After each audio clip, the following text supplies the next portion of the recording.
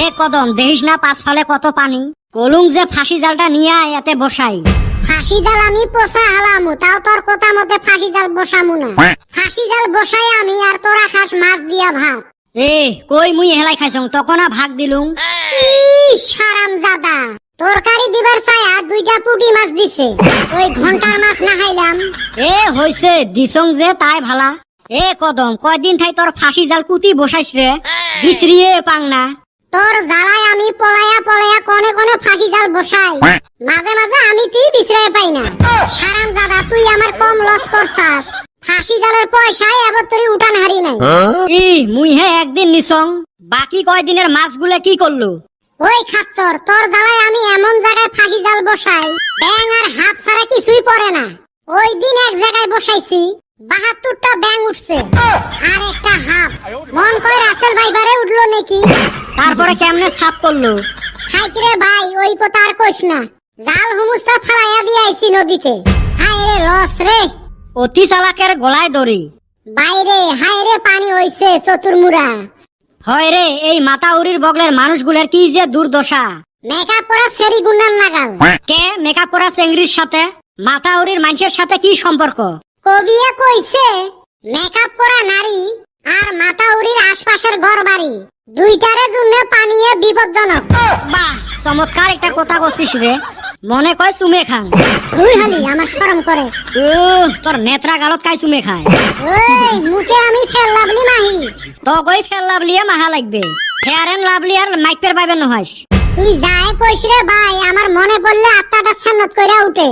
কে কত হাউস করে জালটা কিনছিলাম, বেটি পয়সা পানিতে ভাইসা গেল। চ তোর মুই লাভ করা ব্যবস্থা করে দিবে লাগছং। কিবা কইরা চ না দেহবু এলা।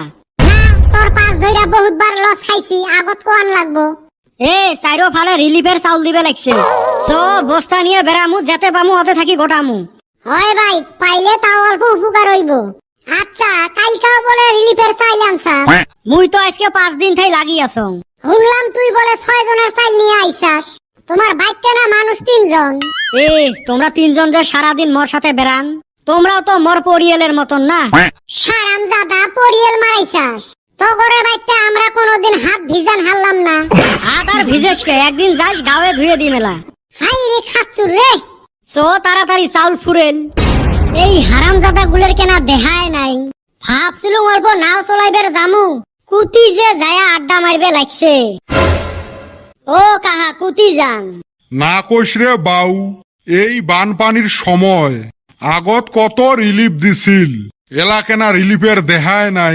দেখা নাই মানে প্রত্যেক দিনে না রিলিফ দিয়ে আছে। কইস কি রে বাউ, আমরা তো আজ পর্যন্ত রিলিফ পাইলেন না। কি কোন কাহা? বেটা ছাওয়ানা প্রত্যেক দিনে তোমার রিলিফের বস্তু নিয়ে আইসে, এই চাউল তেল লবণ বিস্কুট। হ্যাঁ রে বাবা, এলের একটা বস্তুও তো আমার বাড়ি আসি পাইল না। এই হারামজাদা এলে নিয়ে কুতি যায়। ওইটে জি নেত্তর মনটা কয় নিয়ে যায়া বোধায় বেচায়। মনটা কয় মানে সত্যিরে বেচায়। মুই এলাই বাজার থাকি খবর নিয়ে আসলুম। এই হারামজাদাটা তো কম বান্দর হয় নাই। ও কাহা, মক কিন্তু বিশের লাগবে। তোর ফির কিসের বিশ্বের রে বাউ? তোমার বেটা তোমার রিলিফের বস্তু নিয়ে যায়া বেচায় বেচাও, ওতে কোনো আমার আপত্তি নাই। কিন্তু এই হারামজাদা আমার নামের বস্তু নিয়ে যায়া কেনে বেচাইল? তোমার বস্তু ফির অর্থাই কেনে যায়া অ্যাক্টিং করি কয় মোর বলে ঠ্যাং নেংরা হইছে।